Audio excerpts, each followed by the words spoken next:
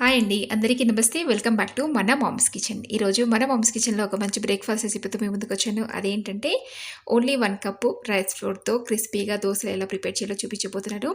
పప్పులు, బియ్యం అలాంటివేం నానబెట్టి రుబ్బాల్సిన పని లేకుండా అప్పటికప్పుడు జస్ట్ మనం 10 మినిట్స్‌లో ఈ బ్రేక్‌ఫాస్ట్ రెసిపీని ఈజీగా ప్రిపేర్ చేసుకోవచ్చు.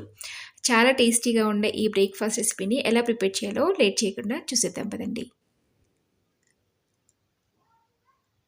ముందుగా ఈ రెసిపీ ప్రిపరేషన్ కోసం నేను ఒక బౌల్ తీసుకున్నాను. అందులో ఒక 1 కప్ దాకా రైస్ ఫ్లోర్ వేసుకోవాలి.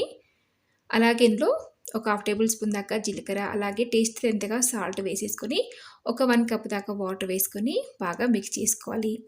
లంప్స్ ఏం ఫామ్ కాకుండా చక్కగా మిక్స్ చేసుకోవాలండి. మనకి రైస్ ఫ్లోర్ కాబట్టి కొంచెం బరకగా ఉంటుంది కాబట్టి ఈజీగా స్పూన్‌తోని మిక్స్ అయిపోతుంది. అలాగే అవసరమైతే ఇంకొంచెం వాటర్ యాడ్ చేసుకోవాలి. నేను ఇక్కడ ఇంకొక హాఫ్ కప్ దాకా వాటర్ యాడ్ చేస్తున్నాను. చూడండి, కన్సిస్టెన్సీ అనేది ఈ రకంగా పల్చగా ఉండేలా చూసుకోవాలి. చాలా పల్చగా ఉంటే అప్పుడే మనకి దోస అనేది చాలా క్రిస్పీగా వస్తుంది. అలాగే ఇందులో సన్నగా తరిగిన అల్లం ముక్కలు, ఒకటి కట్ చేసి పెట్టుకున్న ఆనియన్, అలాగే పచ్చిమిర్చి ముక్కలు సన్నగా తరిగినవి, అలాగే ఒకటి క్యారెట్ కూడా ఇలా తురిమి వేసుకోవాలి. ఇప్పుడు ఇదంతా కూడా మళ్ళీ బాగా మిక్స్ చేసుకోవాలి. చూడండి, ఇలా చక్కగా మిక్స్ అయిపోయింది కదా. ఈవెన్గా ఇలా పల్చగా ఉండేలా చూసుకోవాలండి. అలాగే ఇప్పుడు మూత పెట్టేసుకొని ఒక 10 మినిట్స్ పక్కకు పెట్టుకోవాలి. ఈలోపు మనం చట్నీ ప్రిపరేషన్ చూద్దాం. ఇక్కడ ఒక మిక్సీ జార్ తీసుకొని అందులో ఒక 1 కప్ దాకా వేయించి పెట్టుకున్న పల్లీలు, అలాగే ఒక హాఫ్ కప్ దాకా ఎండు కొబ్బరి, ఒక 3-4 పచ్చిమిర్చి, కొద్దిగా చింతపండు, అలాగే 3-4 వెల్లుల్లి, కొద్దిగా జీలకర్ర, టేస్ట్ తగినంతగా సాల్ట్ వేసేసుకొని మూత పెట్టుకొని గ్రైండ్ చేసుకోవాలి. ఇప్పుడు ఇందులో నేను ఇక్కడ కొంచెం వాటర్ యాడ్ చేస్తున్నానండి. మళ్ళీ ఇది బాగా గ్రైండ్ చేసుకోవాలి. అలాగే ఇలా మెత్తగా గ్రైండ్ చేసుకున్న తర్వాత ఒక బౌల్లోకి ట్రాన్స్ఫర్ చేసుకోవాలి. ఇప్పుడు దీని నుంచి మనం పోపు వేసుకోవాలండి.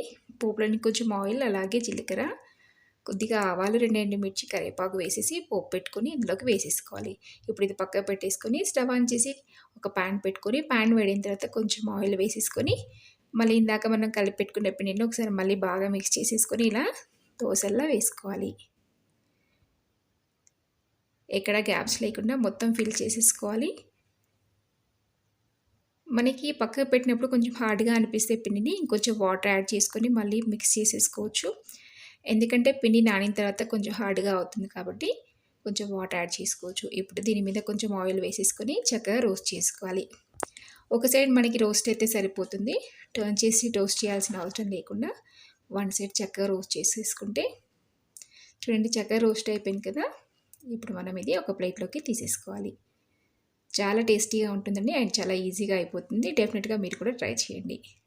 ఇప్పుడు ఇది ఆల్మోస్ట్ రెడీ అయిపోయింది కదా. ఒక ప్లేట్లోకి తీసేసుకొని నెక్స్ట్ ఇంకొక దోశ కూడా వేసేసుకుందాం మనం ఇక్కడ. అదే ప్రాసెస్లో పిండిని తీసేసుకొని పల్చగా దోశలా వేసేసుకోవాలి. ఆ గ్యాప్స్లో అలాగే సైడ్స్లో మనం కొద్దిగా ఆయిల్ అప్లై చేసుకోవాలి. ఈవెన్గా ఆయిల్ అంతా స్ప్రెడ్ అయిపోయి మంచి కలర్ అనేది వస్తుంది దోశకి. ఇప్పుడు ఒక 2-3 నిమిషాల పాటు ఇలా రోస్ట్ చేసేసుకొని ఆల్మోస్ట్ ఇది కూడా రెడీ అయిపోయింది కదా. ఇప్పుడు ప్యాన్ నుంచి తీసేసుకొని ఒక ప్లేట్లో వేసేసుకొని సర్వ్ చేసుకోవాలి. చూడండి, మంచి కలర్ అనేది కూడా వచ్చింది కదా. ఇప్పుడు ఒక ప్లేట్లో వేసుకొని సర్వ్ చేసుకోవాలి. ఎంతో టేస్టీగా ఉండే ఒక కప్ బియ్యం పిండితో అప్పటికప్పుడు దోశ మనకి ఈజీగా రెడీ అయిపోతుంది. మీరు కూడా డెఫినెట్గా ట్రై చేయండి. అలాగే రెసిపీ నచ్చితే తప్పకుండా లైక్ చేయండి, షేర్ చేయండి, సబ్స్క్రైబ్ చేసుకోవడం మర్చిపోద్దు. సబ్స్క్రైబ్ చేసుకుని పక్కనే ఉన్న బెల్ బటన్ని కనుక క్లిక్ చేశారంటే నేను ఎప్పుడు కొత్తగా వీడియో చేసినా మీకే ముందుగా నోటిఫికేషన్